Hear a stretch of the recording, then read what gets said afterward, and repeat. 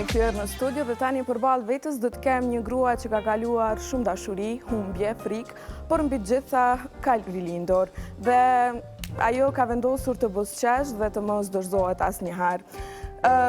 Do ta quaj më shumë si një rrëfim mes dy shoqeve, sepse do të flasim për vajzën që ishte, nënën që u bë dhe gruan që sprovat nuk e thyen asnjëherë. Për më shumë e pres në studio Eneida Zalli.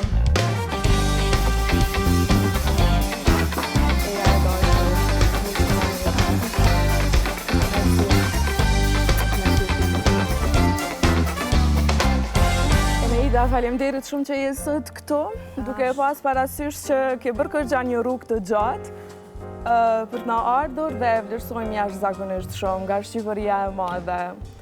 Shumë faleminderit Dori, ishte një ftesë shumë e këndshme dhe surprizë. Dhe më në fund arritëm që të gjenim një moment që të realizonim intervjistën. Patyshim, po normalisht kur jeta është me dinamika të veta, sidomos kur je me fëmijë të vegjël. Me fëmijë të vegjël. Dinamikave për gjejf, po fëmijëve të vegjël do të më pushtatit çik. Unë e thash edhe në hyrje, keni zgjedhur të mos dorëzoheni asnjëherë. Pas historisë tënde ka pasur shumë dhimbje, por mbi të gjitha shumë forcë. Fillimisht po duam me nis me Eneidën e vogël, me fëmijërinë e saj, që ndoshta le të themi është ajo që të ka krijuar dhe për gruan që je bërë sot. Po, atëherë nëse do e filloja që para se të lindja, unë ta filloja nga prindrit e mi. Mami dhe babi janë njohur në Kuçov, sepse mami andej është, kurse babi me origjinë është nga Tropoja, ka lindur në Lezhë, por në atë periudhë u transferua. Ishte ushtar dhe u transferua në Kuçov. Dhe aty u njoh me mamin. Ishte një dashuri e vrudhshme, sepse unë në fakt nuk isha një fëmijë, nuk kam qenë fëmijë planifikuar. Mami im ngeli shtatzanë me mua, ende pa qenë e fejuar, e martuar dhe llogarit për atë kohë ka qenë tabu shumë e madhe.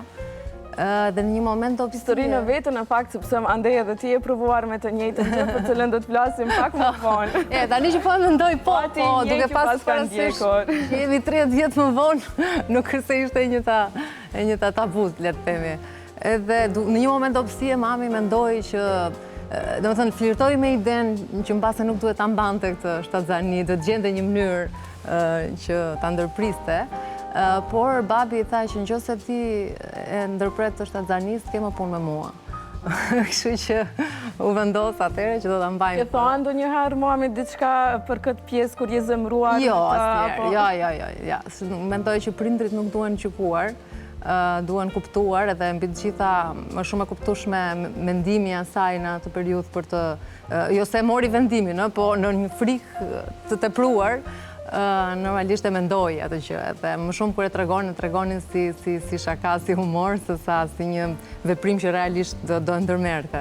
Pasi linde, pasi u rrite pak le të themi, më pasi u bëre ta kuptosh veten, ta njohësh veten, si e mban mend veten, si ke qenë? Ke qenë një vajzë e urtë apo nga ato çapkënë? Jo, unë kam qenë e urtë, shumë e dëgjueshme, kam qenë fëmijë shumë i mirë.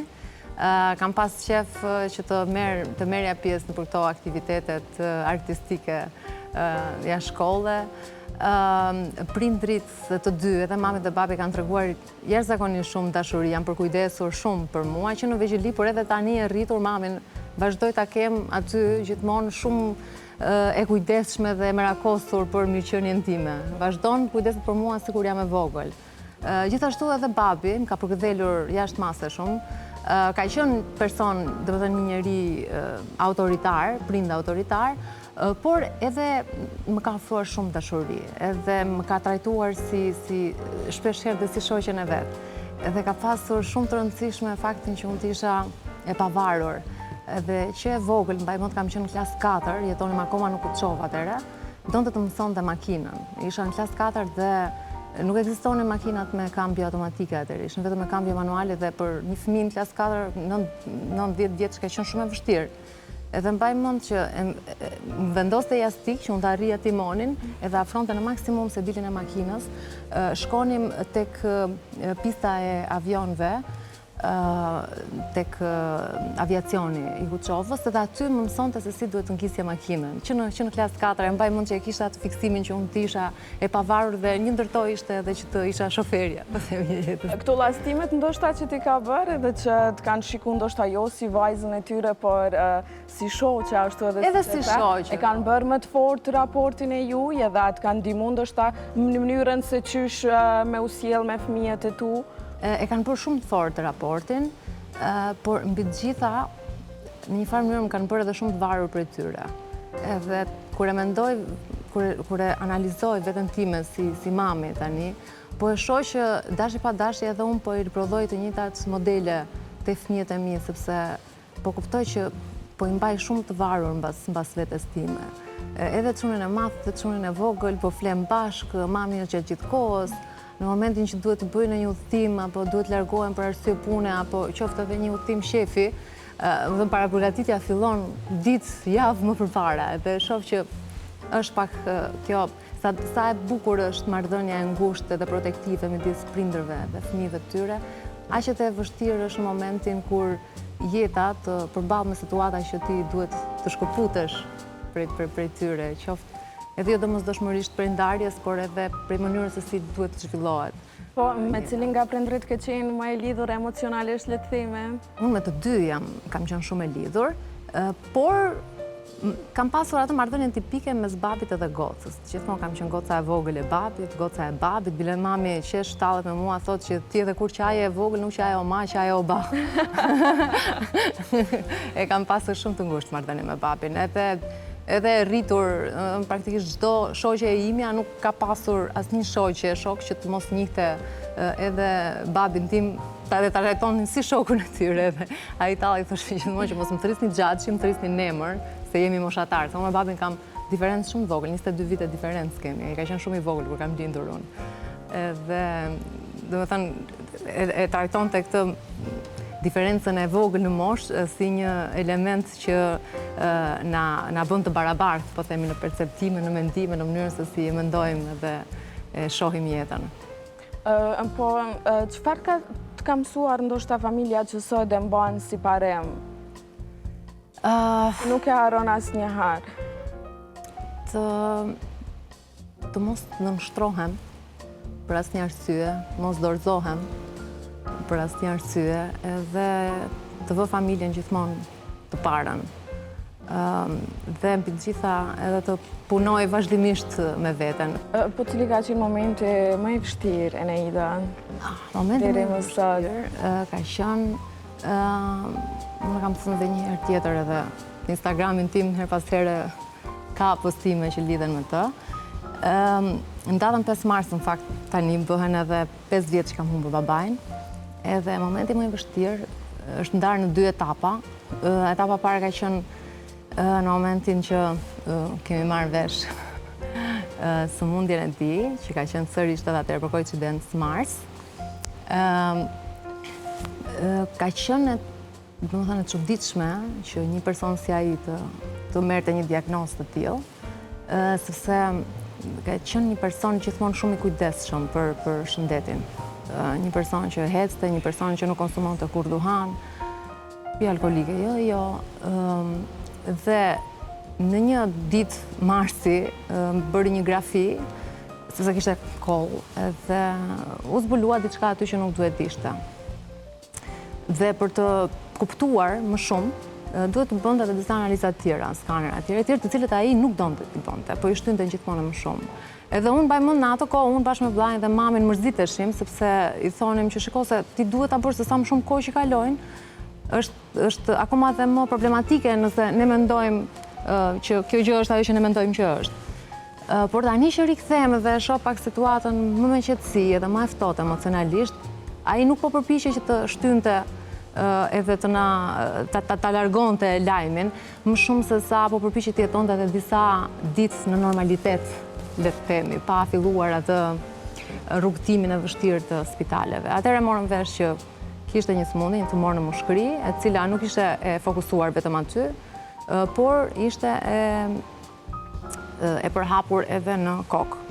Pra, për ata që e dinë se si janë këto gjëra, ishte një shkallë shumë të avancuar. Dhe doktorët nuk dhanë shumë shpresë atëherë. Më thënë maksimumi edhe nga studimet 6 muaj ishte maksimumi që mund të jetonte dhe për mua kjo ishte një goditje shumë e fortë. Praktikisht kur them është ajo shprehja që të duket sikur të shëmbet bota, ashtu më duk, sikur më shëmbet bota, sepse ai ishte personi që ishte për kujdesës jo vetëm për mua, jo vetëm për familjen, por edhe për çdo person që takonte, ai kishte për detyrë që t'i zgjidhte punë, t'i baronte punë, t'i zgjidhte çdo problem që kishin ata persona, edhe kur nuk ja kërkonin. Pra ishte një person shumë i gjinshëm për të gjithë, edhe E mira e të gjithëve. E mira e të gjithëve, edhe shumë i fortë, edhe shumë garip, nëse do të thoja kështu. Edhe nuk kisha mësuar, domethënë ta shikoja atë në një pozicion kaq vulnerabël.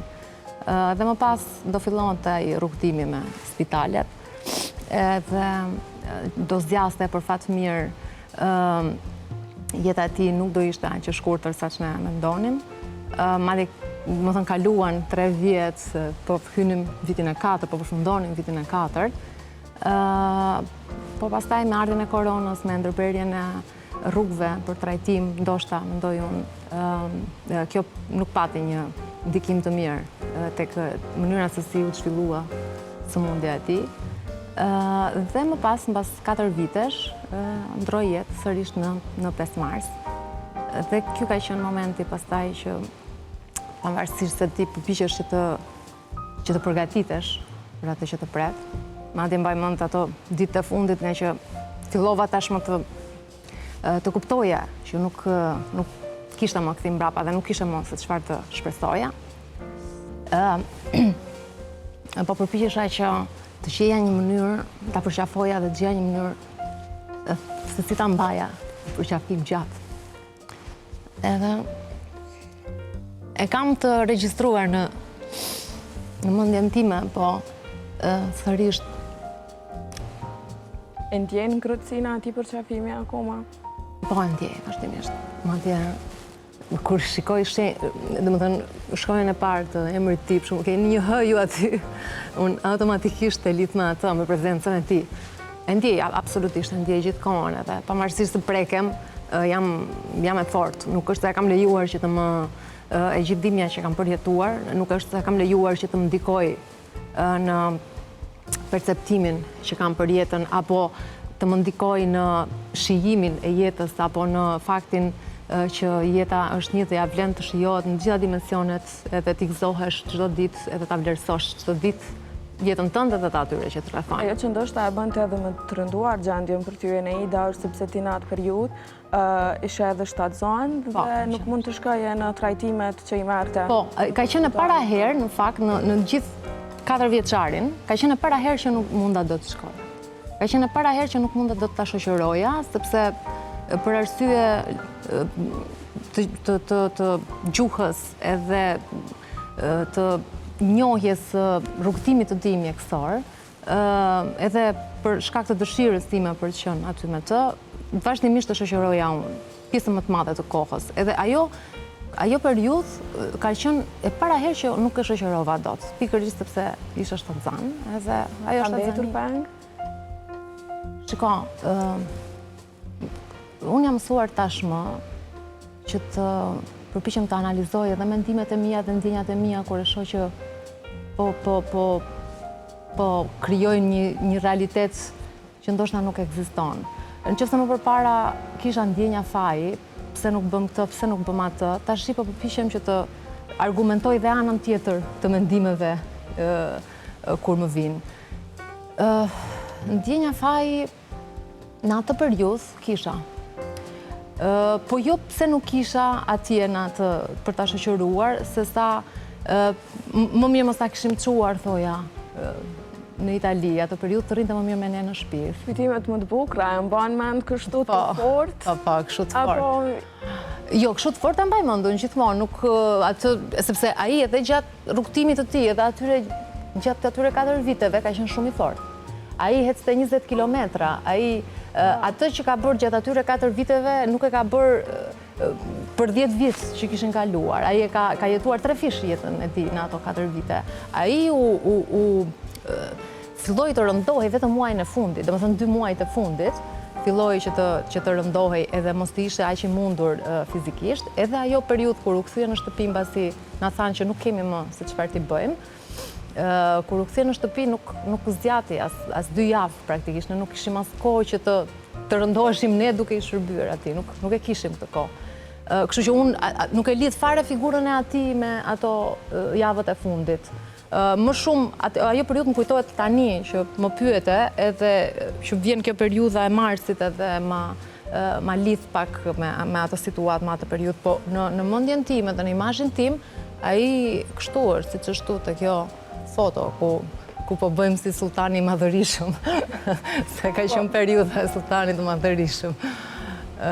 Edhe kështu e kam në mendje, edhe njerëzit që e njohin, ai nuk donte që ta tregonte diagnozën e tij. Shumë pak kanë qenë njerëzit që e kanë ditur, dhe madje kur ai ndroi jetë, shumë njerëz të çuditën çfarë ndodhi, menduan se kishte një komplikacion korone apo një gjë e tillë. Nuk donte që t'i tregonte njerëzve që kishte një sëmundje të tillë, po luftonte me diçka të tillë, nuk donte. Po atë kohë që ja thuashin e Ida fjalët e fundit të zemrës, pavarësisht se nuk mbarojnë kurrë. Nuk ja kam thënë, jo sepse nuk doja, jo sepse nuk munda, por sepse nuk doja, sepse në mendjen time, edhe ai vetë, në mënyrën se si po sillej, asnjë nga ne nuk donte që ta pranonte përballë njëri tjetrit atë që po ndodhte.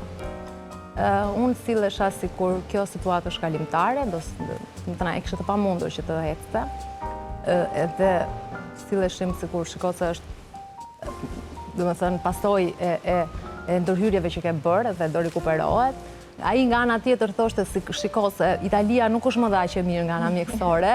Pra nuk e pranonte asnjëherë që unë jam në pikën që nuk kam më zgjidhje në këtë situatë ku jam, por thoshte që ata nuk dinë të më japin mua zgjidhje, se unë do ta gjej zgjidhjen diku tjetër, thoshte do shkojnë në Turqi. Kështu që ai vetë nuk e pranonte. Nuk e lëshoi veten deri në fund, domethënë ishte me idenë që po, është kalimtare, po, është kalimtare. Nuk e lëshoi veten deri në fund. Edhe unë, edhe ne, në sy të tij, nuk e lëshuam veten, nuk i lam të nënkuptohej çdo gjë që ne do donim ta ndanim me njëri tjetrin, e lam të nënkuptohej përmes prezencës, përmes dashurisë që ti e tregon duke u përkujdesur, po jo përmes fjalëve. Nuk e di nëse kemi bërë mirë apo keq, por kur mendoj, mundohem që ta vendos veten në pozitën, edhe pse nuk do mund të arrij kurrë ta vendos veten në pozitën e njeriu që përballet me këtë lloj sëmundjeje, por kur dëgjoj shpesh që thon shiko se nga njëra anë është më mirë për ju kur e dini që do ndodhi se e përgatisni veten, por unë mendoj që nuk është ashtu, pasi dhimbja ka disa dimensione. Është dimensioni i humbjes edhe mallit që ti ke për atë njeri, është dhimbja që ai person ndjen për gjithçka që s'do mund të realizojë sepse nuk jeton më. Por me personat që janë të sëmurë me sëmundje terminale, është edhe dhimbja që ata ndjejnë duke e ditur që nuk janë për shumë gjatë këtu në këtë vend, nuk do të kenë për shumë gjatë këta marrëdhënien me familjarët e tyre, dhe sa herë që duhet bëjnë në një skaner, në një analizë, është gjithmonë si në nominim, them unë, jeton me 3 mujora, edhe se di, nuk do doja që ai, pavarësisht se ishe, ne e dinim që ishe në ato momentet, në ditët e fundit, doja sërish të jetonte me iluzionin që ndoshta nuk janë ditët e fundit, dhe ndoshta mund të ketë zgjidhje dhe përtej kësaj situate, që do ishte një situatë që duket dramatike, por që në një farë mënyrë do ta kalojmë edhe këtë. Edhe doja që në mendjen time isha me ato iluzion, le të rri me iluzione, le të jetoj kështu. Madje edhe njerëzit që vinin në takonin shpeshherë i para përgatisja që të lutem mos lë të kuptoj që kemi ardhur këtu për të përshëndetur, sepse ai nuk linte hapësira, edhe më duk sikur kjo ishte mënyra më e mirë me shëndetshme. Nuk e di nëse është më e shëndetshme, po atëherë na u duk sa shpejt që iku, se ka qenë shumë i ri. Domethënë 2 ditë para se të bënte 57 vjeç. Ka ndruar jetë, ishte ende i ri. Por kur e shoh nga ditët, nga këndvështrimi im, nga ditët që unë kam ditur me atë, nuk ka pasur një ditë që unë mos të rrija gjatë me ata. Ai ka pasur një marrëdhënie të jashtëzakonshme me Floranin, se Blini normalisht sa rriti do ta njite. Dhe madje më thoshte që shiko, ky është çuni im, ti bëj një tjetër. Kështu që marrëdhënia ka qenë e përditshme, intensive, shumë prezente. Nëse ai do jetonte sot, po t'i thoja unë që shiko, kam një intervistë në Kosovë, do i merrte të gjithë, hajde do shkojmë të gjithë në këtë hitën. Kështu që ishte një njeri që nuk priste që t'i taftoje, ai do hynte, do futej vetë, nuk priste ftesta, nuk priste që ti krijoje hapësirë, se e merrte vetë hapësirën. Dhe sa mirë që i keni këto kujtime të bukura që e kujtoni kaq në mënyrë pozitive dhe që gjithmonë ajo është bashkë me juve. Po, unë ndjej prezencën, kam një lloj paqeje sa herë që flas për të, pavarësisht se mund të preke momente caktuara po është normale, po e kam gjithmonë një paqe sa herë që flas për të, edhe sa herë që e kujtoj se është për ditë në kujtimet e mia, nuk është se ka ndonjë ditë që nuk është. Vetëm se këto ditë kështu kur janë afër këtyre përvjetoreve, janë pak më emocionale. Të gjithë më emocional dhe është më se e kuptueshme. Por mos t'i harrojmë edhe meritat e mamit, sepse ajo është një krah shumë i gjatë për ty. Jo, mami është shtylla e familjes. Mami na ka pastuar të gjithë bashkë, edhe babin. Ajo është një grua shumë e fortë, edhe është një grua shumë prezente në jetën time. Dhe sot që po flasim, është gjyshja e palodhur. Nuk e di, nëse s'do e kisha mamin... Në këto momente djalin e vogël e ke me ta? Po, me mamin e kam tani. Do e kisha shumë të vështirë prindërimin nëse nuk do kisha mamin. Madje, them, ti e ke fajn që s'rritem ta mamu se mi plotëson gjitha, edhe nuk më lë. Po, dhe ajo, ashtu është. Është shumë prezente në jetën time dhe jam shumë mirënjohëse për çdo gjë që bën për mua, për fëmijët e mi, për ne në përgjithësi. Edhe përpiqem edhe i them unë nga njëra anë, i them shiko se unë po t'i lë fëmijët që ti të mos kesh kohë të mërzitesh, po të mbaj të ngarkuar që gjithë kohës. Sepse në moshën që ajo është tani, normalisht është mosha që ti ke më shumë nevojë për partnerin, se je mjaftueshëm e lirë nga angazhimi. E lodhët ndonjëherë apo? Po, kur lodhet... Qysh jam e nipe. Po, lodhët, nga masditja fillon në lodhët, kështë nga masditja i marë. Ishte shtëpia ime, nuk ja las një masditja. Ja, lodhet pa tjetër që lodhet, po që lodhet shpejt, nuk e mbanë shumë. E mirak, pra, që nga kjo. Eneida, mami sot ka disa fjallë. Po, mos më thuaj, seriozisht. Po. Gati? Po, gati. Goca ime e dashur, ti e drita e syve të mi, gëzimi im i parë. Zemër, ti më ndryqove jetën kur më bëre nën për herë të parë dhe gjyshet të dy djemve të mrekullueshëm, Florianit dhe Blinit. Jam krenare për gruan e fort, të dashur dhe të menqur që je bërë. Përqafimi yt më jep forcë dhe buzëqeshja jote më ndriçon botën. Të shoh të arrish në çdo aspekt të jetës dhe zemra më mbushet plot. Por për mua do të mbetësh gjithmonë goca ime e vogël, ajo që më mësoi sa e madhe është dashuria e një nëne. Të dua më shumë se sa fjalët mund ta shprehen. Zoti të dhënë shëndet, lumturi dhe bekime ty dhe familjes tënde të mrekullueshme. Të dua pafund, sot dhe përgjithmonë, zemër. Edhe unë të dua shumë, zonja Meri. Zakonisht nuk është, nuk e shprehim shumë dashurinë, se e shprehim më shumë me përqafime, me të qenurit aty prezent, kurse këto fjalët më bëjnë pak emotive, edhe përpiqem që t'i shmang. Po është zakonisht shumë e gjindshme, shumë e përkushtuar. Jam më mirënjohëse gjithë jetën për dashurinë pa kushte, për prezencën pa kushte, për faktin që është e palodhur, realisht është e palodhur dhe uroj që edhe unë të kem aftësinë edhe forcën të jem po ashtu për fëmijët e mi, siç ajo vazhdon të jetë për mua, sidomos, por gjithashtu edhe për vllajin. Është realisht është e palodhur, është shumë e fortë, shumë hekur, blindësht. Të uroj ta kesh sa më gjatë në jetën e Ida. Por du me e kalu pak edhe tek një pjesë padyshim e rëndësishme e jetës tënde, i cili është partnere. Dashuria lind kështu mes dy persona, po më pas kur fillon krijohet familja bëhet akoma më e madhe kjo dashni, shtohet lezeti i shtëpisë. Po. Me Alvarin e minjor Veç, ja, Karagjozja. Jemi njohur, kur unë kam qenë 21 vjeç, Albani ka qenë 23 vjeç. Unë rria, kisha një shoqe, që rrinim shumë bashkë, edhe ajo kishte filluar dashurit çka me një shokun e Albanit.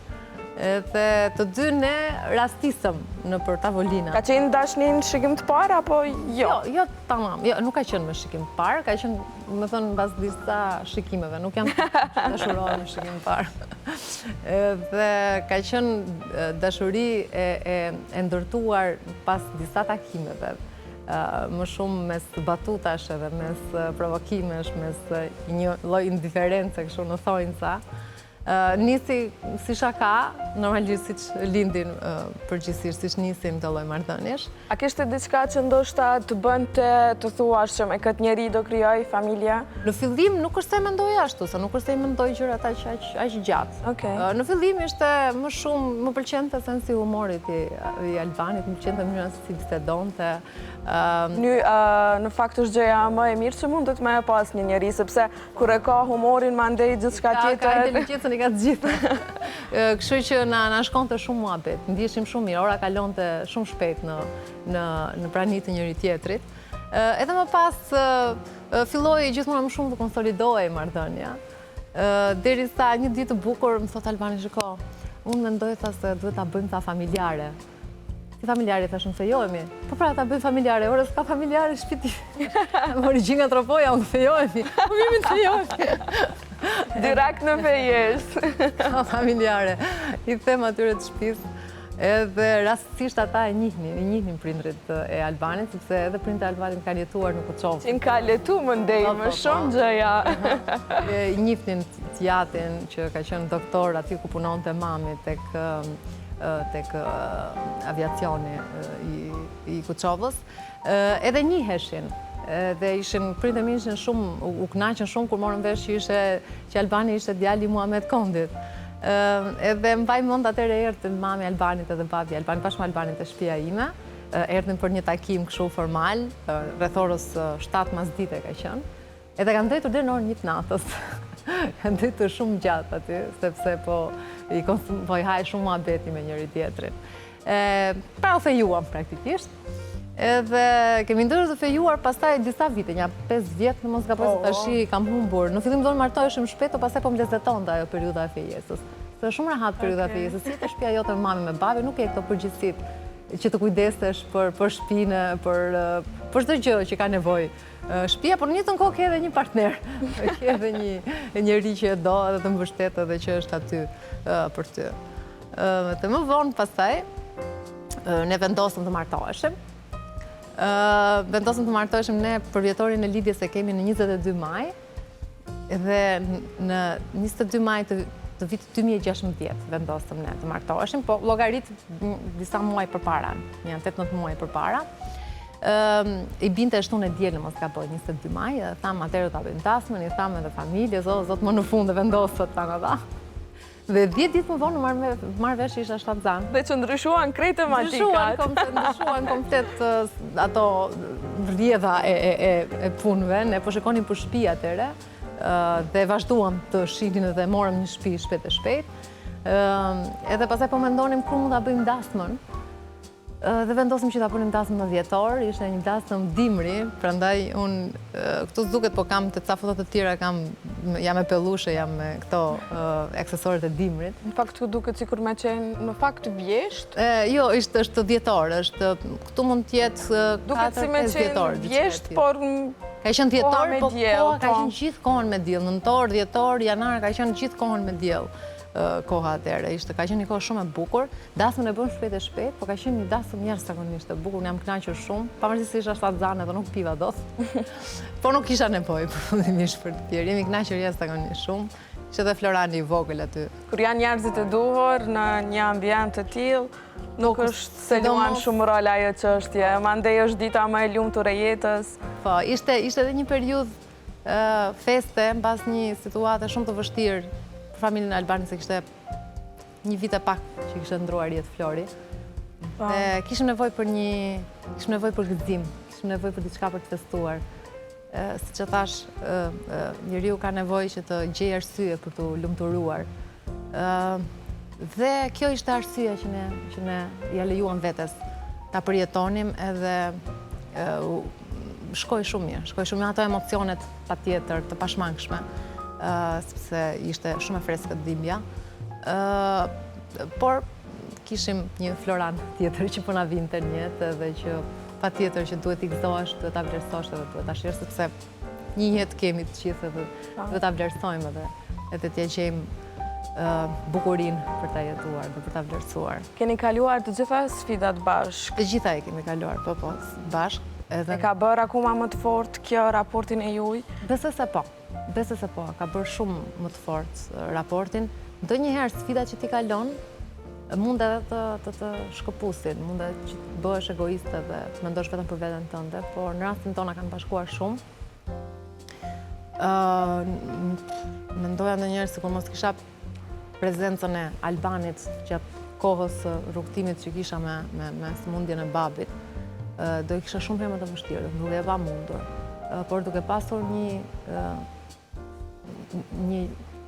qëndrim, një forcë, një person si Albani afër, duke u frymzuar edhe nga situata e tij, më jepte akoma edhe më shumë forcë, edhe në një farë mënyrë edhe i thoja vetes ti nuk ke të drejtë që të jo nuk ke të drejtë, por nuk mund t'i lejosh vetes që të viktimizohesh, për sa kohë njerëzit e tu kanë kaluar akoma dhe situata më sfiduese se ty edhe duhet të mësosh nga kjo gjë edhe jo të veshësh atë mentalitetin e viktimizimit.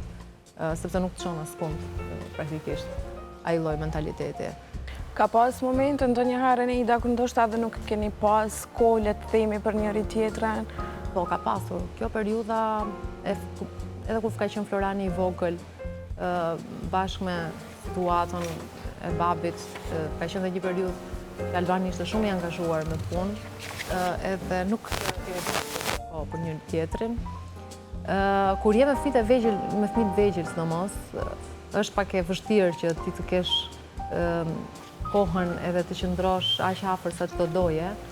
Megjithatë, ne kemi një marrëveshje të heshtur në thonjza, që kur fëmijët flenë gjumë, mundohem t'i vë herët në gjumë.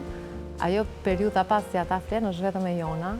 Aty pastaj ulemi, nuk kemi as televizor ndezur asgjë, edhe kemi atë kohën që bëjmë atë check-upin me tjetrin, bisedojmë gjatë edhe diskutojmë për gjithçka që mund na ketë ndodhur përgjatë ditës.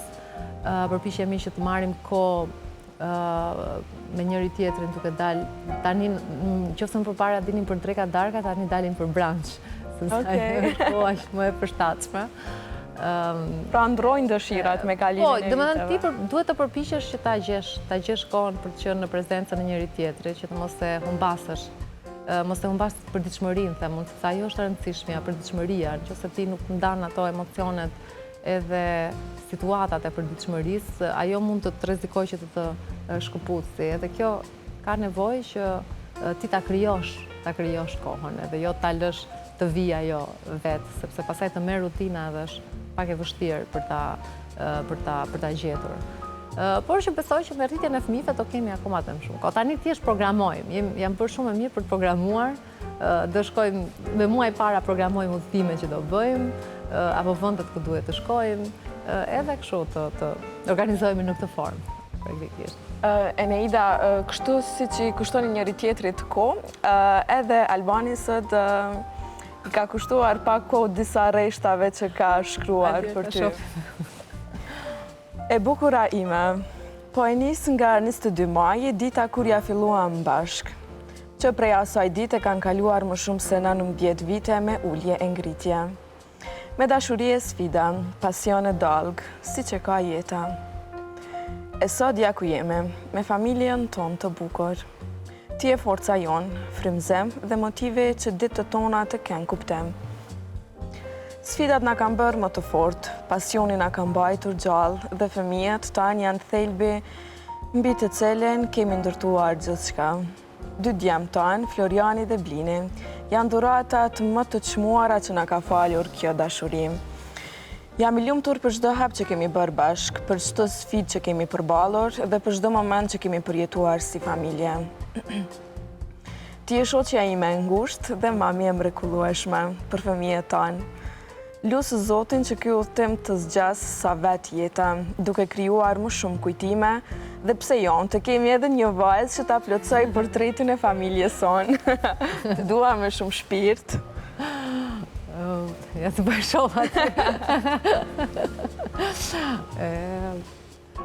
është shkur e mendoj dhe njëherë kur themi sa vjetë bëm në bashkë, 19, po të kishim bën një fëmijë që kur ishim një orë të kishim rrezik të ishim bërë gjyshër. Është kur e mendon sa vite kanë kaluar, mua s'm besohet realisht që kanë kaluar kaq shumë vite. Në fillim kur kalonin 2-3 thoja shumë, po 19 vite vitin tjetër bëjmë 20, realisht është e pabesueshme se si ka nikur. Edhe them që shpesh herë e them jemi shumë me fat që e kemi gjetur njëri tjetrin edhe që po rezistojmë, po kënaqemi në praninë e njëri tjetrit, po e shijojmë gjatë gjithë kohës praninë e njëri tjetrit, edhe këtë gocën po e duam shumë të dy. E keni në plan apo? Po në plan e kemi, po varet kështu. Prej Albanit po qenë kam plan, po prej teje sa je e gatshme. Edhe unë e dua shumë një gocë, po tani për shembull jam në një periudhë që do doja të rrija pak pushim.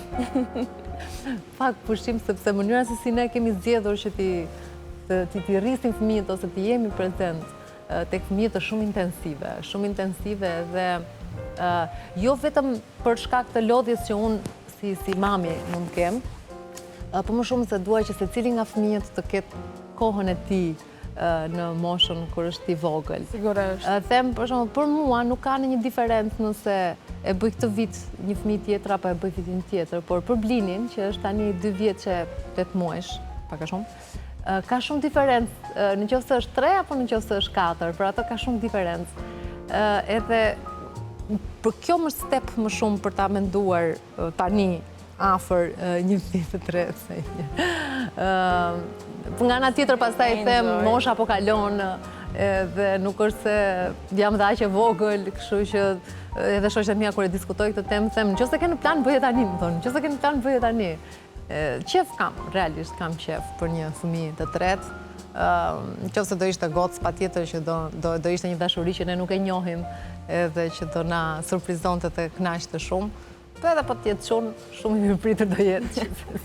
Po sa ndryshoi ardha e Floranit në jetë, sa përmboshët ju si prindër? Ardha e Floranit në jetë ka ndryshuar 100% jetën tonë, sidomos timen. Unë e dija që ardha e një fëmije ishte angazhim shumë i madh, por nuk e dija që ishte kaq i madh.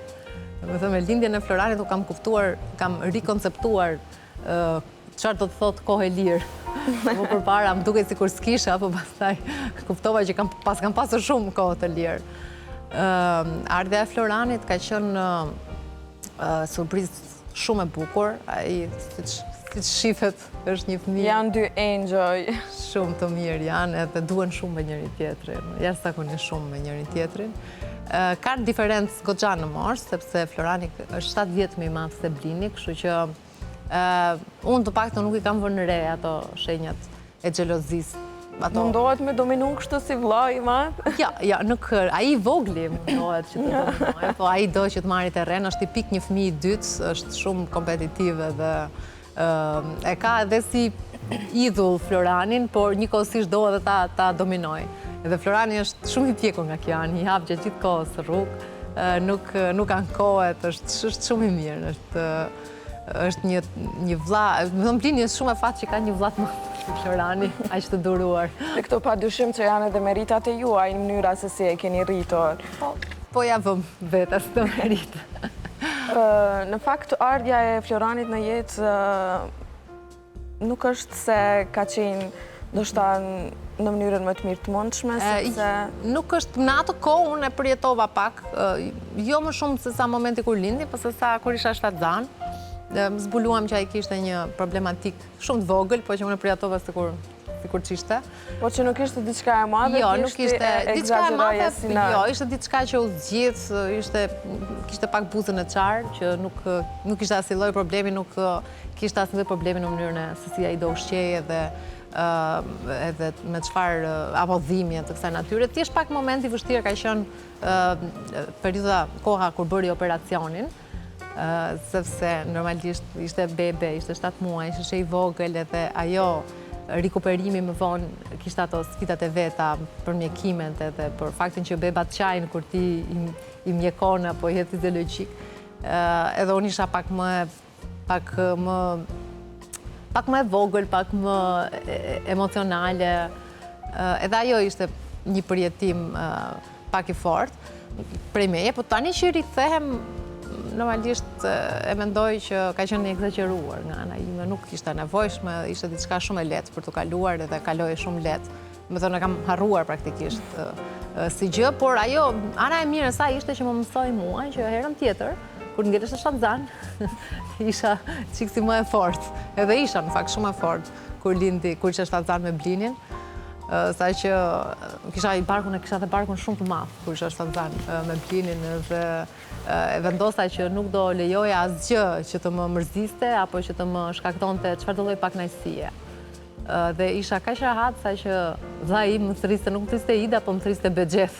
Edhe një herë kur isha duke hecur me mamin, dikush nga ana tjetër e rrugës tret shokun e vet, o Bexheth, edhe unë thej kokën. Se nga që më thriste vllai gjatë gjithë kohës mendova se e kishin me mua. Kaq shumë e kisha përvetësuar si emër. Edhe jo, me Blini ka qenë shtatzani shumë e paq, shumë e qetë, dhe edhe ai ka qenë një fëmijë krahasimisht me Floranin, një fëmijë më i qetë, kur ka qenë i vogël, se tani nuk është dhe aq. Dhe na e ka plotësuar. Blini ka qenë si një rrezë dielli, them unë, sikur na ka rilindur të gjithë, mbas asaj situatës të humbjes së babit, ardhja e Blinit ka qenë tamam si një diell që na erdhi në shtëpi edhe na ndryshoi humorin që të gjithëve, duke filluar nga mami tek unë te të gjithë. Dhe unë uroj shumë që ti kesh me jetë të gjatë dhe të bën shembull më i mirë për veten e tyre dhe të transmetojnë në fund të ditës atë lloj edukate që ja keni dhënë ju si prindër. Po Eneida, kur kthehesh sot pas dhe kur e sheh veten mes krejt këtyre sfidave, krejt këtyre lotëve, ndoshta le të themi, të duket vetja më e breshtë apo Jo, vetëm e brishtit më duket, më duket vetja shumë e fortë. Më duket vetja shumë e fortë, më duket vetja, jo thjesht, kur them këtë gjë nuk e them vetëm për veten time, po e mendoj tek çdo person, që nuk duhet, pavarësisht situatave,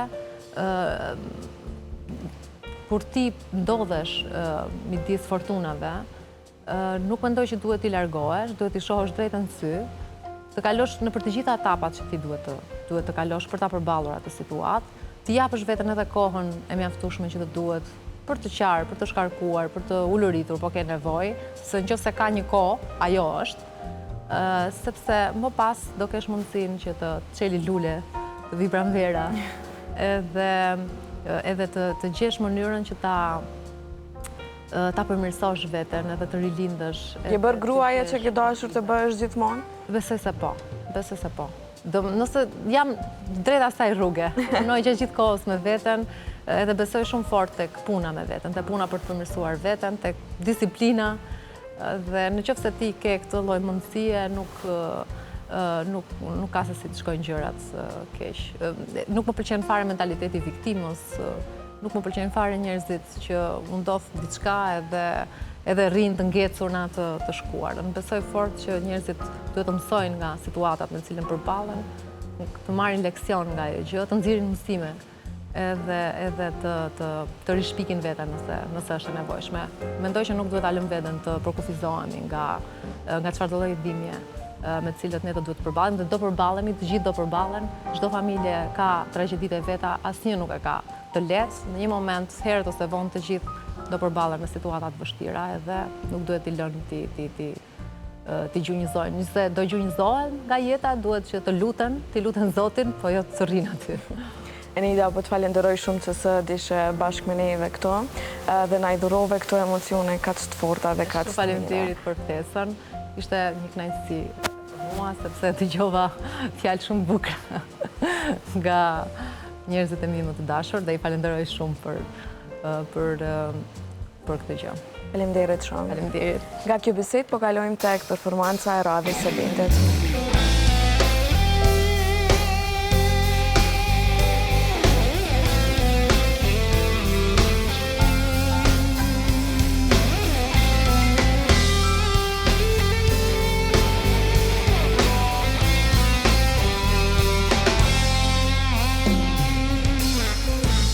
Thellë në vetën time jeti, dhe në kujtimet për ty, fati unë në ndjes me sti. Si një vulkan që fleja mu, kur vjen dita ti the, tërgimën shumë nuk dhe sigur. Në qenë la shikoj, rrug dalë i kërkoj, unë duva të ringa ti përgjimoj.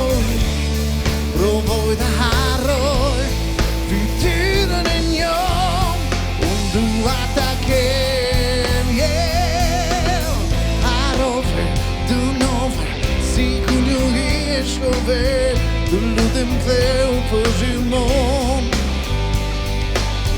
Harrove, dënove, si ku një hishkove, të lutem ktheu përgjimon.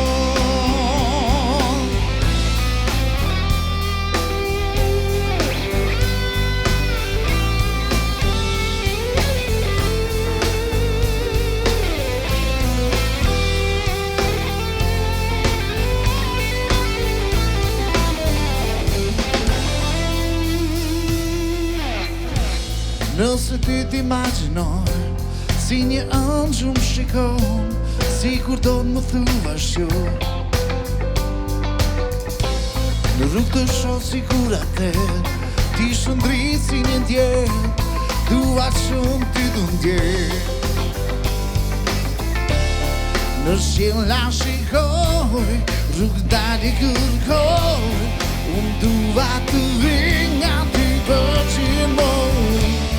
Provoj të harroj fytyrën e njom, unë dua ta kem, harrove, dënove, si ku një hishkove, të lutem ktheu përgjimon. Harrove, dënove, si ku një hishkove, të lutem ktheu përgjimon, harrove, dënove, si ku një hishkove, të lutem ktheu përgjimon.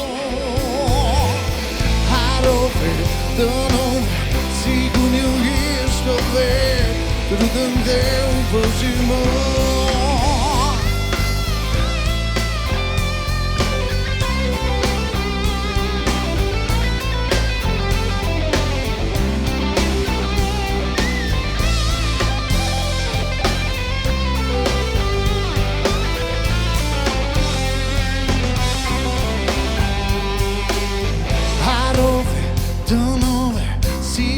Hishkove, të lutem ktheu përgjimoj.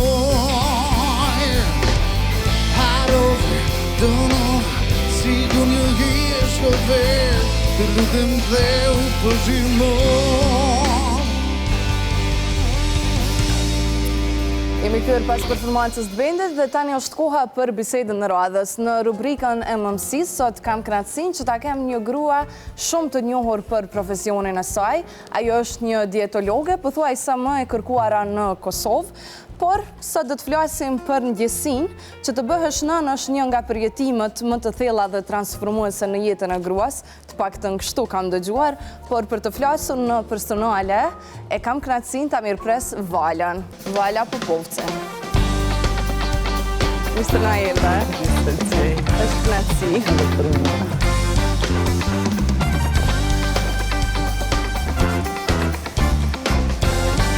Mirë se na erdhe edhe një herë, është realisht shumë kënaqësi, sepse e di që je shumë e zonë, jo veç më punë, po tash edhe në këtë etapën e re, me bebushën, besoj që ka sjellë shumë ndryshime.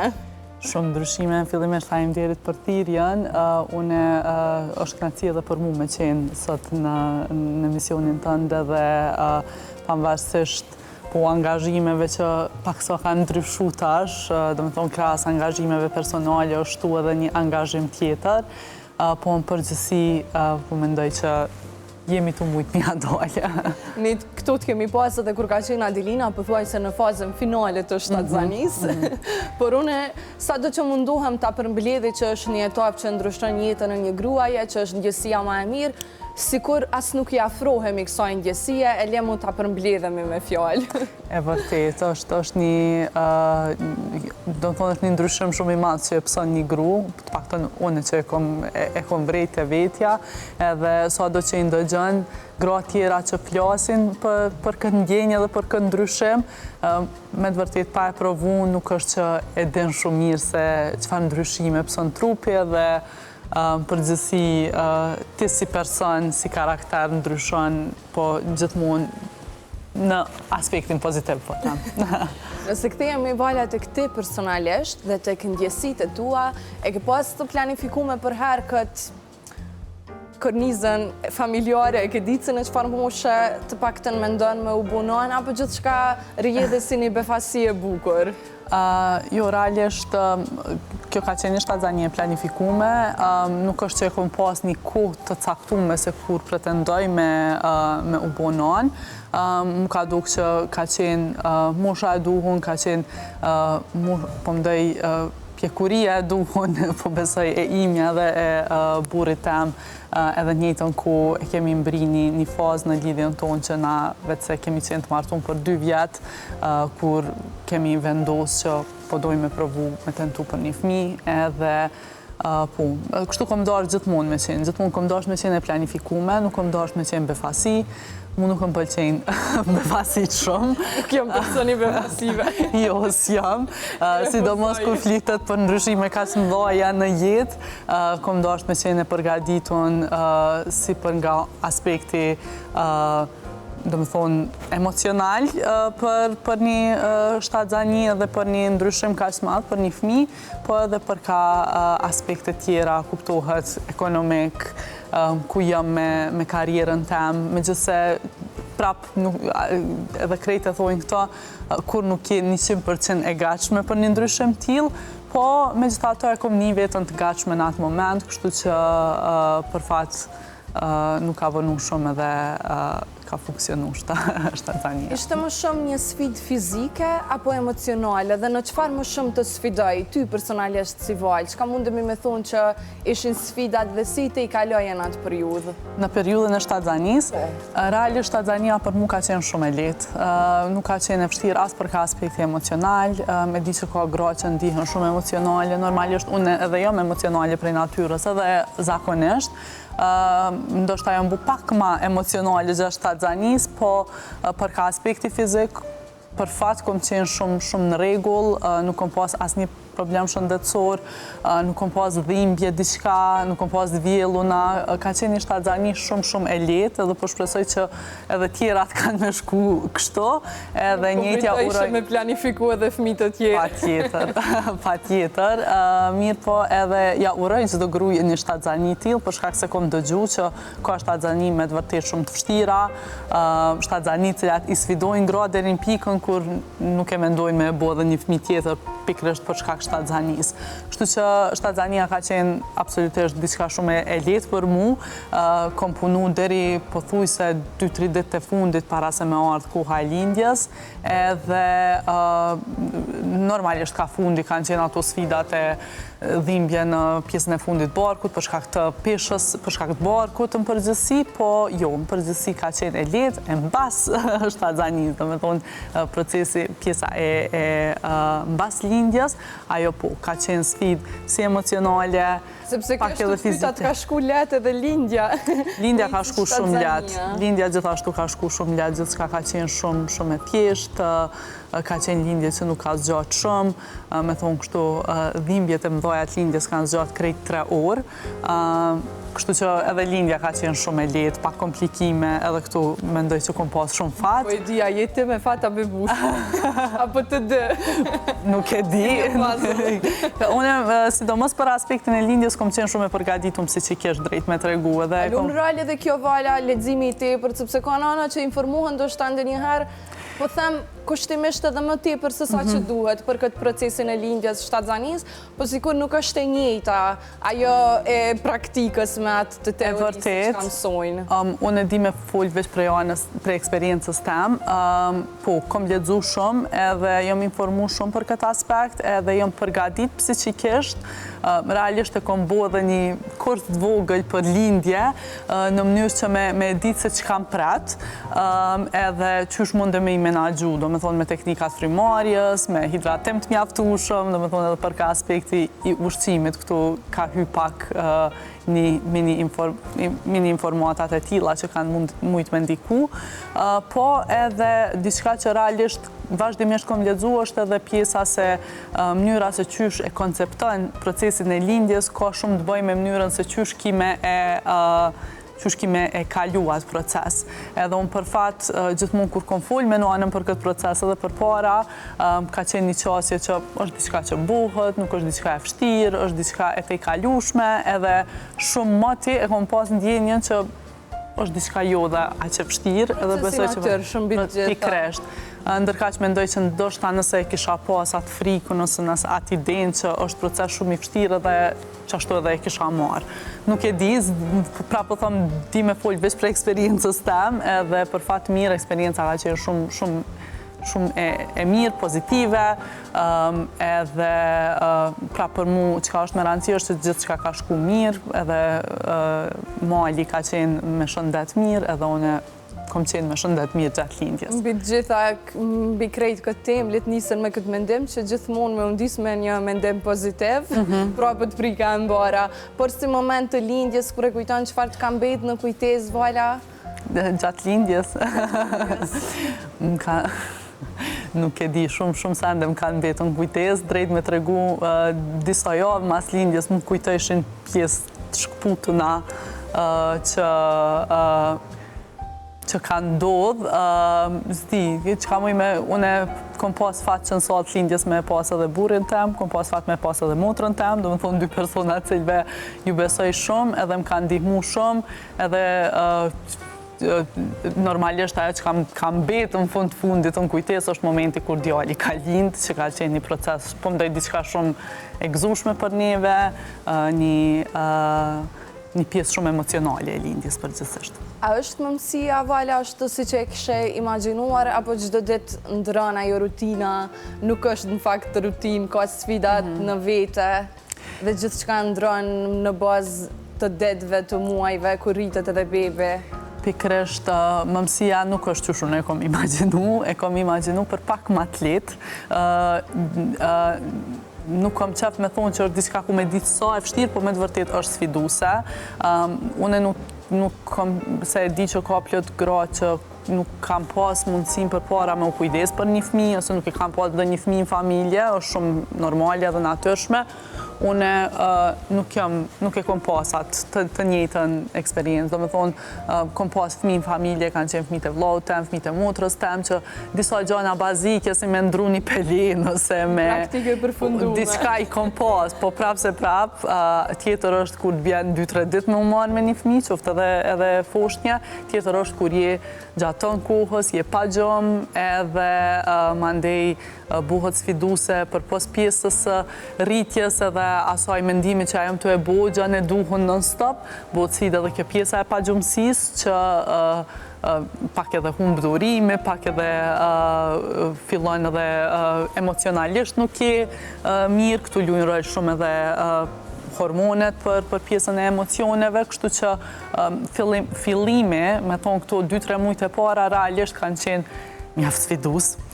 Po, është diçka që me kohë të kalohet, si cila fazë ka atë sfidën e vetë, për momentin mali tash edhe pak i bën 1 vjet, kështu që është në atë fazën që ende nuk ka fillu me ecë, po mundohet me ecë, duhet me i shku mbrapa, dhe kjo është e lodhshme, po për mu personalisht shumë e lodhshëm ka qenë fillimi, për shkak se përveç që je lodhur një pa gjumë tu zgjunatën disa herë, është edhe ajo që nuk e din a jetu e bu gjanë e duhur, a jetu i bu krejt sendet gabim. Pikresht, edhe për faktin që as nuk din se beba nuk komunikon veç qa, nuk e din qka po i duhet, derisa e mëson pak, në çdo nanë besoj që dikur e mëson ato se qka po i duhet bebës në atë moment. Por mbështetja emocionale në këto kohë, sidomos në këto fillimet në muajt e parë, besoj që është kryesorja dhe më e rëndësishmja, jo vetëm me partnerit, por e gjithë familjarëve. Shumë e vërtet, është një prej gjanave më të rëndësishme. Mu më kujtohet ditën e dytë, masi që, do më thonë, kur jom kthy prej spitalit, më kujtohet që atë ditë që kom shku në shtëpi, unë veç kom kajt, edhe nuk e di pse. Do më thonë, ka qenë një shpërthim emocional që besoj ka qenë për shkak të hormoneve, nuk ka pas ndonjë arsye të caktuar me djali, ka qenë krejt mirë, nuk ka qenë, ketë në rregull kanë qenë sendet. Për mësysh që t'ka shku mbarë. Ose, mirë po, ka qenë një natë që unë veç kom qajt për disa orë rresht, nuk kem dalë, edhe po aty ka luajtur shumë rol mbështetja emocionale e partnerit, e personave tjerë që e kuptojnë atë gjendje, edhe e dinë që po është krejt normale, është shumë e rëndësishme me ta bot ditën që është normale krejt kjo. E jo, për shembull, disa e përmendin këtë pjesën mësyshe, dikush thotë jo je çupesh, jo krejt shkon mirë, nuk mendoj që kjo ndihmon në atë aspekt. Normale, sepse është një akumulim gjatë 9 muajve, dhe dikur ndoshta edhe ti ke pas nevojë për... Janë çrregullime hormonale që ndodhin, normalisht janë ndryshimet ndaja hormonale që ndodhin gjatë shtatzanisë dhe menjëherë mbas shtatzanisë, edhe është shumë e kuptueshme që ka me qenë ngarkesë emocionale kjo. Madje ti e pas ke kalu letë, sepse ka edhe shumë gra që kemi pas edhe në këtë studio që kanë treguar që kanë përjetuar depresione shumë më të rënda, që zgjasin edhe me muaj fatkeqësisht. Po, ato këto janë, po, dikush ka veç baby blues i thonë, do me thonë me njëherë në bas shtatzanisë që emocionalisht diçka nuk ndihesh shumë mirë, mendoj që shumica e grave i përjetojnë këto, po e di që ka raste që shkojnë në depresion matron, fatmirësisht nuk e kom pas ato, po gjithçka ka qenë në rregull, për shkak se këtu mandej lidhen edhe shumë sfida tjera që munden me ardhë mbas lindjes, gjithdhënia, shumë sende të cilat gratë munden me u duk shumë thjeshta prej jashtë, po për shumë gra janë shumë sfiduese, edhe shtoja asaj mandej edhe paragjykimet e njerëzve, paragjykimet e familjarëve që mendojnë që ti s'po don, jo s'po mundesh, të cilat e vështirësojnë krejt procesin. Ankesa realisht, para se me kalu tek profesioni jot edhe një herë kështu mirë, ankesa më e shpesh që e kanë nënat, po e quaj kështu ankesë, është kjo pyetja që ju bëhet shumë për gjithënjan. Dhe ndoshta presioni, jo në fakt pyetja për dikur shndrohet edhe në presion. Në aspektin profesional, Vala, unë nuk e kam dyshimin që është shumë më e shëndetshme dhe shumë më e mirë me ushqyme gji, por sa mandej kalon edhe ky presioni dhe ndikon për të keq tek nëna, sidomos në këtë periudhë. Atëherë gjithmonë dihet që ushqyerja me gji është ma e mira, mirë po nëse nëna nuk ka mjaftueshëm gji, nëse nëna e ka të pamundun, ka probleme të ndryshme që shfaqen gjatë gjithdhënies që unë personalisht nuk ja kam pas idem para se me pas familjarë të cilët kanë shku në për këto probleme. Prap edhe këtu për fat mirë, kjo ka shku shumë thjesht pjesa e gjithdhënies për mu. Nuk është veç mos me pas mjaftueshëm, është beba mundet mos me e marrë gjinin, mundet me pas edhe probleme tjera të cilat ja pamundsojnë nënës, edhe në raste tilla patjetër që për fat mirë ekzistojnë zavendësimet, edhe përderisa ekzistojnë zavendësimet, ekzistojnë për një arsye, kështu që definitivisht po presioni i tepërt nuk i ndihmon as nënës, në fakt më me lidh diçka edhe me pjesën e profesionit tem, për shkak se ky presioni për me të ardhur gjini, plot herë vjen edhe me ha sheqer, pi langje me sheqer shtum, me bo gjana cilat nuk kanë kur farë baze shkencore, e realisht një grua cila vetë se ka qenë shtatëzon që ka shumë shansë me qenë mbi pesh, ose për mbi peshën që ka pas para shtatëzanis, konsumimi i sheqernave të shtumë pa pas nevoj, absolutisht pa pas nevoj, mundet me ndiku edhe në shtim të peshës ose në vështirësi në humbje të peshës, e cila nuk ka kur farë benefiti për ka ana shëndetësore, po dhe njëjtën kohë një edhe prej arsyet pse shumë gra mundën me undi jo shumë mirë mbas shtatëzanis ka të bëjë edhe me aspektin e fizikut, me aspektin e peshës, e kjo mandej shton ekstra diçka jo pozitive për to. Kështu që po, definitivisht nuk është mirë me qenë presion, me pas presion lidhur me këtë aspekt, po sigurisht nëse është e mundur gjithonja edhe nëse është zgjedhja e nanës me jep zi bebës, atëherë është diçka shumë e bukur. Nuk po mundë me të i kalu, si që dhe thash, i ndër dietologët më të kërkuara jo vetëm në Prishtinë, për në krejt Kosovën dhe jo pa tjetër me vizitat e këti, për njerëzit marrin shumë edhe nga rjetët sociale, nga ajo që ka të promovon, po e që i kështu një jetë shëndetshme, një jetë stabile, një ushqim i mirë, i shëndetshëm. Por, vala, kur jemi këto, sa ndikon tek nana, ushqyerja në shtatzani, mirë ushqyerja, pastaj edhe tek fërmimi i bebet.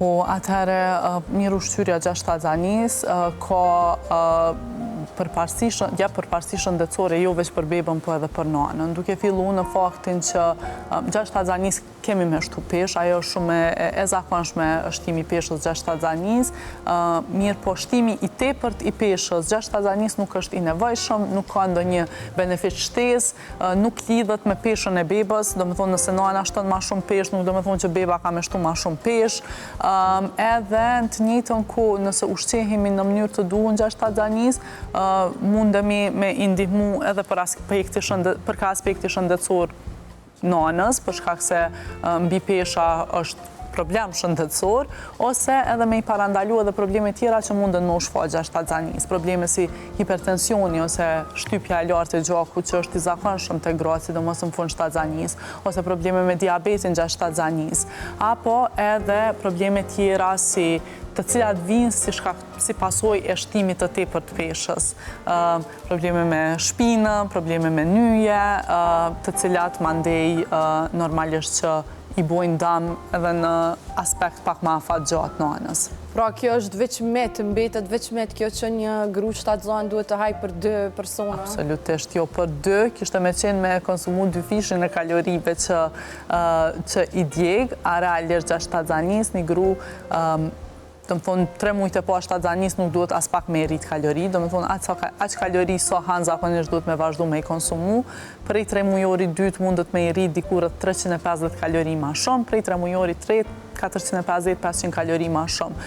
Nëse i shkon 2 fish, i kish ra që një gru që i djek 2000 kalori, duhet me i konsumu 4000 kalori. E kjo nuk qëndron, edhe nuk është e nevojshme, pra po e them, nuk është që sa ma shumë që hajmë, aq ma shumë beba ka me urit, nuk është që sa ma të madhe ka të barku një gru, aq ma i madhe është beba në brenda në bark, ajo nuk ka kur farë lidhshmërie. Shtimi i peshës të beba normalisht vjen prej të ushqymit mjaftueshëm, pra po e them, shtatzania nuk është një kohë ku na parashihet me mbajt dietë ose me mbajt një regjim për humbje të peshës, po shtimi i peshës vjen prej ushqyerjes duhur, prej marrjes së mjaftueshme të nutrientëve, edhe shpesh herë është edhe i pakontrolluar prej anës nanës. Kështu që prej nipsave që kanë.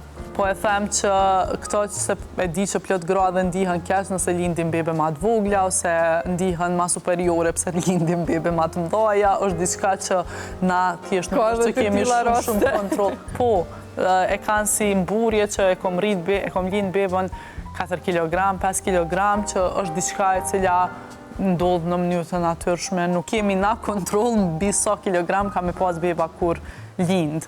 Ajo është, po mdoj është diçka që ma ndej vjen edhe sa ma i plot është beba, aq ma shpesher edhe përmenden fëmi që jo kjo i dopt, kjo i plot, edhe kjo është diçka cilën normalisht nëse fëmija është u zhvillu qysh duhet, është u indjek ato trajektoret e rritjes qysh duhet, atëherë nuk ka kur far arsye me favorizu një bebe që ka ma shumë peshë, pse mundet me ju dok ma interesant dikujt.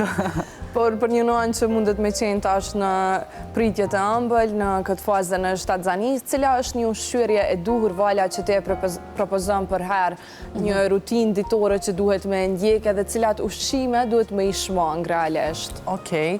Atëre po, qyshe përmenda, gjatë shtatzanisë kjo puna e kalorive, kontrollimit të porcioneve të ushqimit vazhdon me qenë, pra po e them jo me izvoglu porcionet, jo me humb pesh, jo me u mundu me qëllim me konsumu pak ushqim, po me konsumu mjaftueshëm. Një ushqyerje e shëndetshme është e shëndetshme si jashtë shtatzanisë, si gjatë shtatzanisë. Janë disa vlera ushqyese shtesë që duhet me i shtu në shtatzani.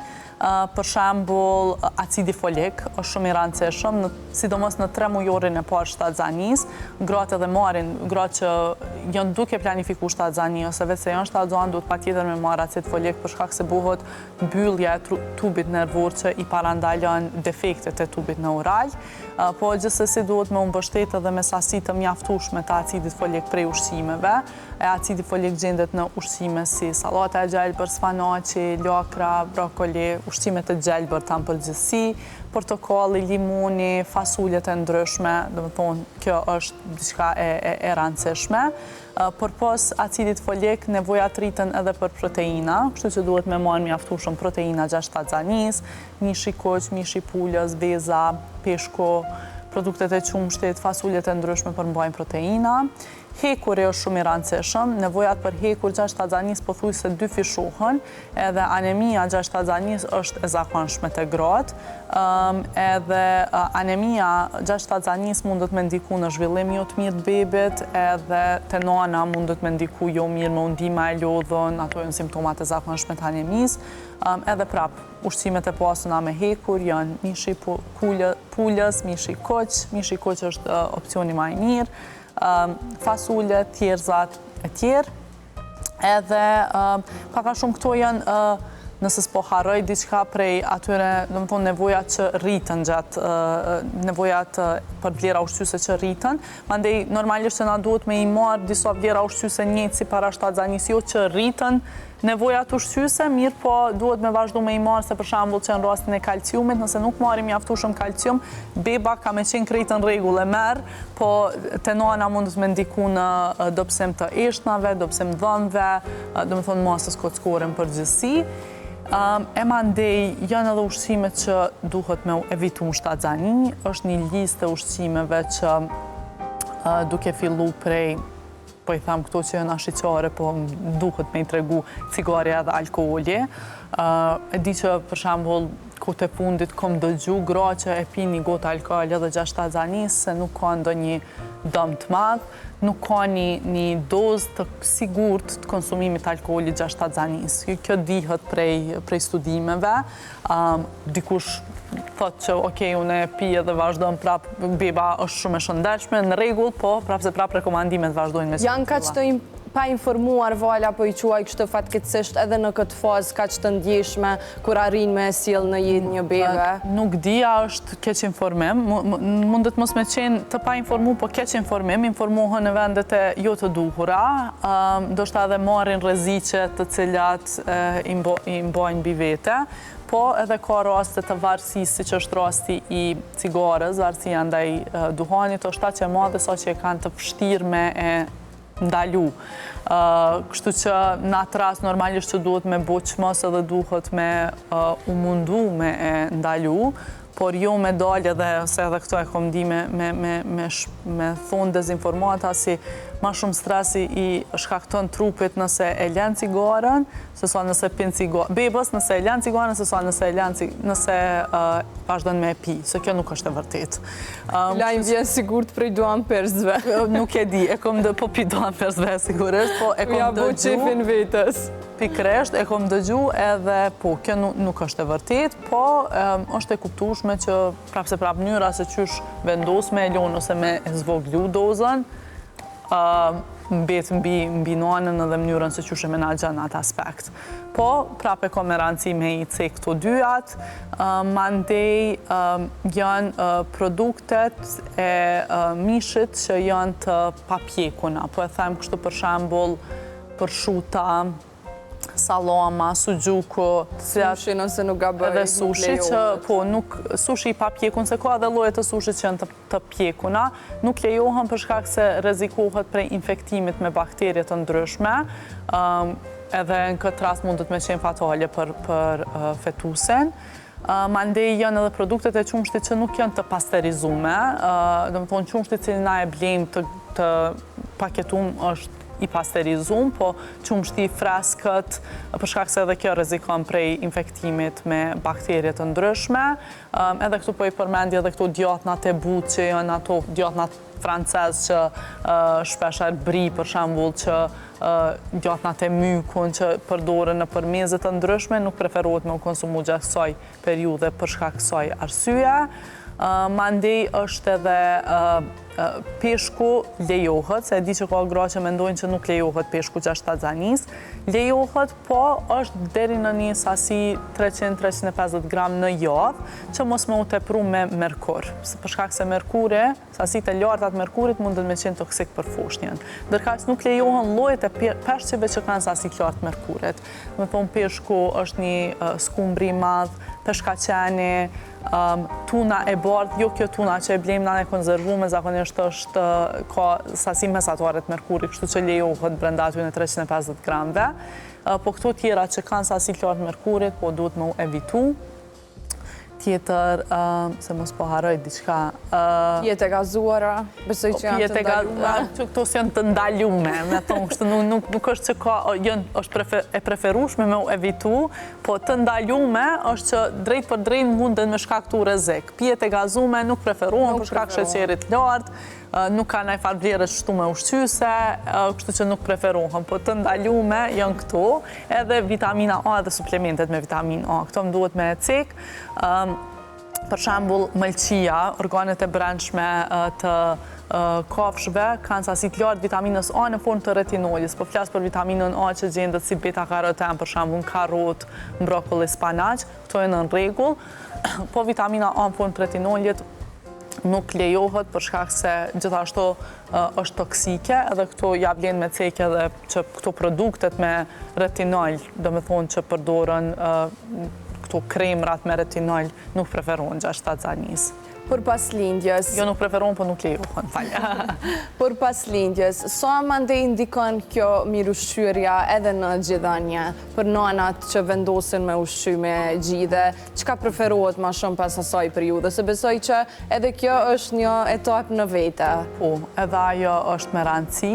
Mbas lindjes, realisht nëse një grua është duke dhënë gjë, duhet me ditë që i djeg diku rreth 400 deri në 500 kalori në ditë, ma shumë se sa një grua që nuk është u jap gjë. Edhe kjo është shumë e mirë se ndihmon për humbjen e peshës mbas shtatzanis. Mirë po, duhet me ditë që këto kalori të cilat i djegim duhet me i zavendësu me po ato kalori, kështu që duhet me konsumu pak ma shumë, është diçka që edhe gra që japin gjë e vrejnë që ndihen ma të uritu në 6 shtatzanis. Mirë po, ajo që ka shumë e rëndësi në fazën e gjithënjës është konsumimi mjaftueshëm i ujit, do me thonë me qenë hidratum, për shkak se kjo është diçka që ndikon drejt për drejt në sasin e gjinit. Pra jo këto pjet me sheqer shtum nuk ndikojnë, po ndikon uje lëngjet, me thonë kështu fluids, me thonë anglisht, kështu që uje i mjaftueshëm, hidratimi i mjaftueshëm është shumë me rëndësi. Edhe mandej ka agent që quhen galaktogog që mundën me e stimulu prodhimin e gjinit, po prapë këto nuk janë diçka që kanë studime shumë të mëdha, për shembull boza shpeshherë përdoret për shkak se ka këtë efekt. Është edhe popullore, po është edhe diçka që ka diçka shkencore në këtë aspekt, po jo në atë dozë sa me pi sasi të mëdha që prapë e them marrim sheqer të panevojshëm, për shkak se prodhimi i gjinit mas shumti stimulohet me anë të stimulimit të gjithënjës prej fëmijës. Do me thonë, sa ma shumë që thith fëmija, aq ma shumë prodhohet qumshti i gjinit. Kjo është diçka, në fillimisht është komplet hormonale, do me thonë, fillimisht edhe shumë gra e kanë të vështirë për shkak se kanë shumë qëmsht, po fëmija nuk mundet me thith atë shumë, edhe se s'ka fuqi, po me kohë kjo stabilizohet edhe pjesa e gjithonjës shkon në parimin, kërkes edhe furnizim, ose supply and demand. Do me thonë, aqë sa kërkon fëmija, aqë ka me pas gjithë. Sa rritët fëmija kërkon ma shumë, ka me u stimulu ma shumë, edhe ka me pas ma shumë. Pra nuk është diçka për mu shqetësu, sepse e merë atë sa e ka të nevojshme. Po, pikrisht e merë atë, përveç nëse e shojmë që fëmija nuk po mundët me ti, se ka raste qyshe përmenda ma përpara, që nëse fëmijas i jepët shishja me qumsht para prakisht ku rjedhë qumshti shumë ma shpejt, atëherë fëmija nuk den shumë mirë me thith në pjesën e gjinit që shkon shumë ma ka dalje qumshti. Kështu që po, fëmija i rritën nevoja duke u rritë, për shkak se shkon të shtu pesh, kështu që ato e ka të nevojshme aq ka me pi, po edhe kjo është shumë e rëndësishme me tregu që në fillim fëmisi duhet shumë pak qumsh, do me thonë e di që plot herë nënat edhe këtu shqetësohen që nuk kam mjaftueshëm, po ato 2-3 ditë e para me atë sa jam njoftuar prej pediatrës teme ka luktin sa një kokër orë, kështu që që duhet gji për me mujtë, nuk është problem ngopja në këto 2-3 ditë e para. Po, diri në cilën mosh preferohet vala që ta mbajnë fëmijën në gji dhe sa është e shëndetshme mandej që të sterzgjatit kë proces? Okej, atëherë rekomandimi është 6 muajt e para me qenë, do me thonë, ekskluzivisht fëmija i ushqym me gji, do me thonë, kur gjë tjetër për pas gjinit, as uj, dikush fillon ushqimet ma herët se sa 6 muajt, nëse është fëmija të shtu pesh mirë, është të pi mirë, nuk ka ndonjë arsye me fillu para 6 muajve, përveç nëse pediatri është atë arsyeshme. Edhe nëse zgaboj, rekomandimi është deri në 2 vjet maksimumi. Kështu që deri në 2 vjet ka benefite për shkak se nëse deri në 10 muaj, 1 vjet fëmija prap vazhdon me pas qumshtin e gjinit ose qumshtin formul si burim parsor të energjisë e ushqimi është plotësues. Mirë po mbi 1 vjet, ushqimi duhet me marë pjesën më të madhe e gjini me qenë plotësuese. Kështu që deri në 2 vjet, për mbi 2 vjet, po nuk është diçka që ka ndonjë benefit mo, shumë gra kanë të vështirë me hek bebën prej gjinit në bazë 2 vjetëve për shkak se mandej ajo është një lidhje që emocionale, po edhe është lidhje që sigurisht është edhe e vështirë se nuk e di tash duhet me po duhet me qenë e vështirë për shkak se fëmija nuk është që pëngjive që për çështje të ngupjes, po edhe për qetësim, disa fëmijë flajnë në atë mënyrë, kështu që shumë nëna e kanë të vështirë me bo zgjidhje në këtë aspekt. Cilat janë gabimet vala me të shpeshta si dietologe që i shete në rutinën tonë të punës që bëjnë ndoshta jo vetëm ne me vetën si të rritur, por edhe prindrit me fëmijët në këtë ushqyerje? Në pjesën e ushqimit për fëmijë. Du me thonë diçka shumë gabime se ka gjëna që unë vetë kom dasht me i bo ndryshe edhe është dasht me u bo ndryshe për shkak se duhet me ju përshtat fëmijës. Mirë po gjithmonë rekomandimi është që fëmija kur fillon me ushqy, normalisht me ju ofru ushqime të shëndetshme.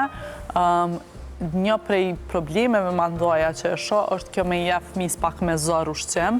Pra po thëmë s'du me e gjyku kërkan se e kuptoj që mundet me qenë shumë e vështirë për nanën ose prindin ose kushdo që merret me fëmijën, është e vështirë me pa fëmijën të mos konsumu ushqim shumë, po një gjë me cilën fëmijët lindin është me aftësinë, me e rregullu vetë urinën dhe ngupjen. Tash nëse një fëmijë 2-3 ditë nuk hanë mirë, tani 2-3 ditë tjera ka me hongër ma shumë se sa normalisht që e rregullon mirë ata. Është mirë me ndjek ato sinjalet e para të fëmijës që jo mgop, për shembull kur e afron lugës, e hek ftyrën, është një sinjal, po prapo e thëmë s'du me gjyku kërkon për shkak se shpeshare personalisht jom gjetë në ato momente ku e ka hek kokën edhe mandej prap mas disa herave ka vazhdu me hongër. Kështu që këto janë, po flas për kana shkencore, mandej po flasim për ka eksperienca që më ka rastis me e pas. Një gjatë tjetër që është me rëndësi edhe që ndoshta po e them kështu gabim, po gradualisht fëmija duhet me mësu me konsumu ushqim si kur një i rritun. Është një praktikë që shoh shpesh herë që fëmijës deri në 2 vjet ja bojnë ushqimet komplet të blume për shkak se ose friksohen prej ngulfatjes, ose thjesht ashtu mësohet fëmija me konsumu ushqime veç të blume, sa që deri në 2 vjet duhet me vazhdu në atë formë, e realisht për mbi 1 vjet preferohet që fëmija veç se me fillu me konsumu ushqime me copa, sepse është ndihmon edhe në zhvillimin motorik të fëmijës, edhe në përtypje. Është më mirë vetë me i lonë me ushqy fëmijët? Ajo po, është ideale me i lonë fëmijët vetë me ushqy, po aty e kuptoj se ka shumë nana të cilat friksohen se nëse ushqyet fëmija vetë, mos po ngulfatet, mos po e merr një copë më të madhe dhe ndihen që e kanë man kontroll nëse i blujnë komplet. Ajo është e kuptueshme në 6 muajt e parë kur e fillojnë me ushqy fëmijën. Mirë, po mbas 1 vjeti kur fëmija vetë se ka dhëm mjaftueshëm, mundet me përtyp, nuk e shohim të nevojshme me vazhdu me ushqime të blume, munden me qenë ushqime të buta, po me qenë copa, për shkak se edhe e mëson fëmija shumë ma mirë shijen e perimeve të ndryshme, e ushqimeve të ndryshme, jo me i konsumu ushqimet, do më thonë, nëse janë mësu me hongër veç brokollin të blum, atërë nuk e dinë se çfarë shije ka brokolli veç. Krejt e dina Vala besoj edhe nga këshillat që dëgjohem jo vetëm nga te, por edhe nga krejt ajo që ndjekim që një ushqyrje shumë e mirë ndikon edhe në shëndetin ton real, në vazhdimsi, por si me e bind vetën, tash po të qes edhe në rolin e psikologës, që një ushqyrje e mirë ndikon në shëndet automatikisht dhe me vazhdu, ndoshta me i largu disa veset, si që përmendëm cigaren, alkoholin, e shumë ushqime që ndoshta nuk preferohen as pak dhe ndikojnë jo vetëm në shëndetin ton, por edhe në gjendjen ton, në disponimin, në krejt rutinën. Realisht, tash mundet me qenë shumë e vështirë me mas pari me e bind vetën që fshe the, për shkak se shumë njerëz nuk janë të bindun që ushqimi ka ndikim aq të madh në shëndetin ton, po mendoj që kjo vetëdijsimi i dietologëve, nutricionistëve, do të thonë marrja e informatave të mjaftueshme, po e bën vetëm për shkak se e shoh që njerëzit janë shumë më të kanë shumë qasje në informata edhe në momentin që e shën një informat gjatë ton kohës, dikur ki me u bind me vepru ashtu, po ajo që ka mendoj që e bën më atlet me fillu ndryshimin, është me fillu nga dalë. Një problem që e shoh të shumë njerëz është që prej nesër mo nuk ka këtë ushqim. Ajo është shumë vështirë, për shkak se ndryshimet shumë të mëdha ose shumë të shpejta e krijojnë një farë euforie, cila shumë shpejt bjen bashkë me motiven, edhe mandej i bën njerëzit që me ra në pikën 0 dhe me thonë jo se s'po moj. Kështu që ma mirë është me fillu gradualisht, me fillu me një gjatë shëndetshme në ditë. Për shembull, nëse deri dje nuk kemi konsumu mëngjes, me fillu veç me konsumu mëngjesin. Mandej nëse deri dje i kemi pit, po e them 3 kanaqe pijet gazu me ndit, me shku me 2 një herë, mandej gradualisht me ne. Do me thonë, është diçka me fillu nga dalj, se momentin që fillojmë nga dalj, shancat janë shumë andoja që me e vazhdu këtë rrugtim, edhe tjetri send është që nëse shkojmë kështu në kësi forme, me vendos me bo ndryshime drastike, kjo mundet me qunë në demotivim edhe në dorëheqje në fund, do me thonë me heq dorë komplet. Edhe këtu është edhe ajo që ka shumë e rëndësi, është edhe mos me vnu regula shumë strikte. Une edhe për veti e aplikoj këtë formë të ushqymit, po edhe e rekomandoj të njerëzit që me qenë të ushqymit e balancum si për kana e vlerave ushqyse, po normalisht edhe për ka ushqimet që na pëlqejnë edhe ato që i hajnë për vlera ushqyse. Do me thonë, është krejtë në regull nëse një ditë që dojmë e hongër një copë çokoladë me hongër atë copë çokoladë, mos me qenë diçka totalisht e ndalume për neve, për shkak se në momentin që është e ndalume, atëherë vjen në një pikë ku buhet aq e dëshirueshme, sa që në momentet kur ja lejojmë vetës me konsumu atë ushqim humbet kontrolli. Edhe kjo është një prej arsyeve më të mëdha pse njerëzit thojz apo e tham dështojnë edhe e kanë për shkak se shkojnë me këtë mentalitetin ose e mbajnë 100% që duhet ose se mbajnë hiç këtë mënyrë të ushqymit. Kështu që një farë balanci me qenë fleksibel pak edhe me vetën, mendoj që ndihmon me bo ndryshime që janë të dobishme për neve, po edhe janë afatgjate. Me rastet që ti merresh, që besoj që i ke të përditshme, janë më shumë që vinë për mbi peshën që kanë apo për anoreksi nën peshën? Më shumë ka raste të mbi peshës që vinë. Anoreksia edhe nën pesha jo gjithmonë janë njëjtë. Nën pesha mundet me qenë nën pesh, anoreksia mundet me qenë kur dikush nuk ka oreks, mandej është anoreksia nervore, nervoza me thonë kështu, kur... është diçka edhe më e dëmshme, është edhe më e dëmshme për shkak se këtu mandej përfshihet aspekti psikologjik, për shkak se një vajzë e cila është anoreksike, zakonisht është në nën pesh, edhe ka pesh shumë të vogël, mirë pa ajo që është ma shqetësuese, është që ajo vajzë, kur është vetën pasqyre, mendon që është me mbi pesh, ose kur nuk i do këtë që është mjaftueshëm me peshën që është. Kështu që rastet ma zakonshme janë mbi pesha, janë edhe nën pesha, po kom pas raste edhe me anoreksi ose me çrregullime tjera të ushqyerit. To janë çrregullime që lidhen edhe me aspektin emocional edhe me aspektin nervor, që është një prej, do të thonë, është një vajzat e tilla ose personat e tillë, mos përgjithsoj veç të vajzat, janë personat të cilët duhet me punu përveç se me dietolog, duhet me punu edhe me një psikolog, edhe me një ekip të mjekësor për me mujt me mbri një rezultat të dëshiruar. Ka të bëj kjo Vala edhe në periudhën cilën kalojmë ne që ndikon automatikisht, nëse ndale mund të vetja, nëse unë kam stres, unë automatikisht bie në pesh. Ka personat të tjerë që ju ndikon krejt e këndërta. Është rëndësishme edhe kjo se ndoshta asnjëherë nuk jemi në të njëjtën fazë, me të njëjtat emocione, ndikon edhe kjo shumë. Ka persona që e vuajnë edhe më tepër këtë fazën psikologjike. E vërtet, po, të shumë njerëz stresi ndikon të dikush për me hu pesh, të dikush për me roan pesh, për me shtu pesh, për shkak se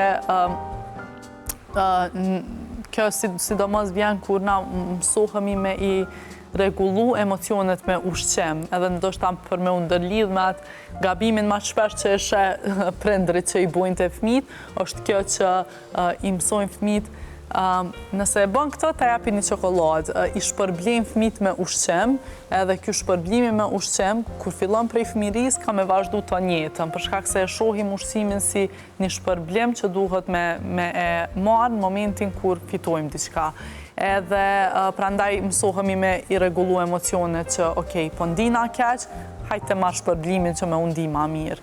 Edhe normalisht që kjo ndikon, për këto shumë e rëndësi me umësu me i kontrolu emocionet në forma tjera, edhe me e ditë vetën që nëse stresi, për shkak se stresi nuk eliminohet dot, kështu që nëse stresi ndikon në atë mënyrë, me u mundu me bo diçka që mos me leju me ndiku në atë mënyrë, për shembull në rastin të nëse e din që gjatë stresit nuk ka në ushqim, atëre me gjitha ato pavarësisht stresit me u mundu me u zgju, me përgatit diçka të shpejt që me u ushqy mjaftueshëm, po edhe kuptohet që na kur nuk jemi në fazën e njëjtë edhe kjo mandej ndikon edhe përveç në luhatje emocionale, normale, ndikon edhe në luhatje ndoshta të peshës, edhe të mënyrës se qysh ushqehemi. Çka është me rëndësi, është me ditë qysh jemi në shumicën e kohës, edhe nëse na shumicën e kohës jemi duke ushqyer shëndetshëm, edhe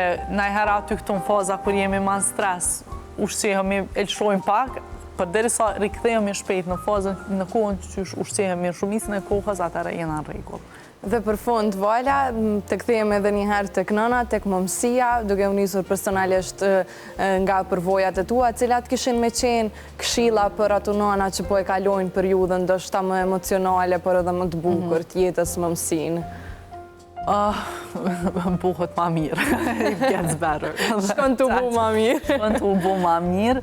Që ajo, sidomos prapë thëmë për fillim, duhet uti kur nuk ka me urrit qaj fmi, kur nuk ka me gjithmonë kime mbetën që të fazë, po definitivisht ka dalë eshe që jam erë dorën, buhet ma mirë, jam sën fmis krejt ato kërkesat, din që është mi u përgjith kërkesave, fillon edhe ndihesh edhe për veti ma me vetë besim për rritjen e ati fëmije, edhe për një me buhet shumë ma mirë realisht, se edhe në momentin kër është e fëmin që fillon me komuniku, janë krejt ato knacia që vjen me rritjen e fëmis, edhe definitivisht qaqë.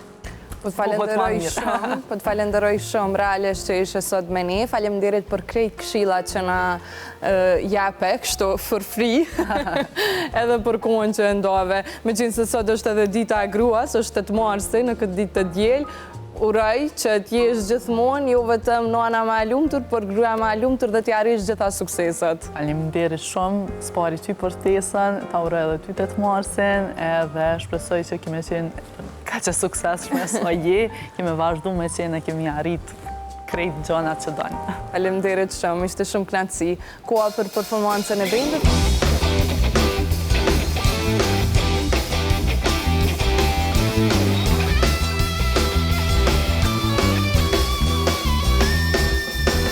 Në mundë dhe thonë në kujtime Në qasë për jetës që endën të ty Në ditë të shasi në sirit të fshim Për rendin e rendin Unë basë në diku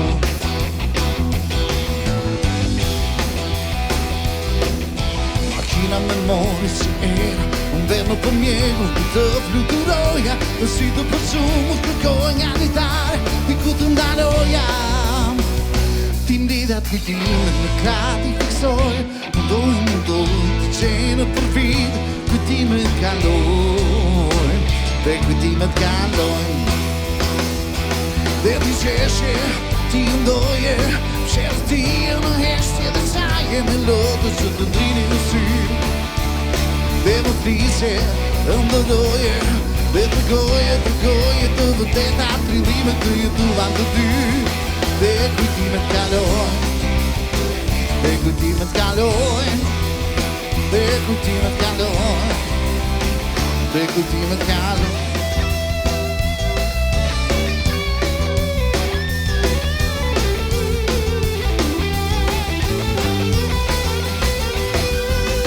Fragmente kujtima shmetarin për par Në skena shkellore Tjela më shi, sa pide mi lodhës të unë më syre Ato më largosh dhe ti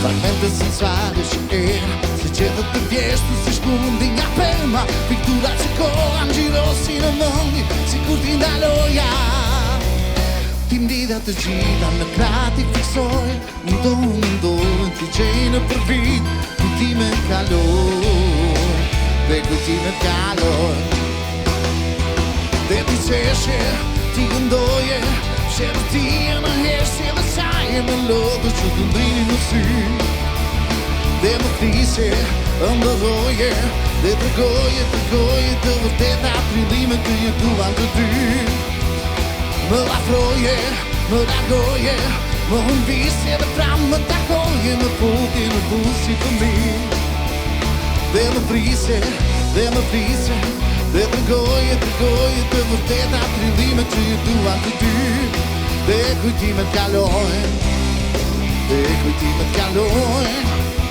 Dhe kujtimet kalojnë Dhe kujtimet kalojnë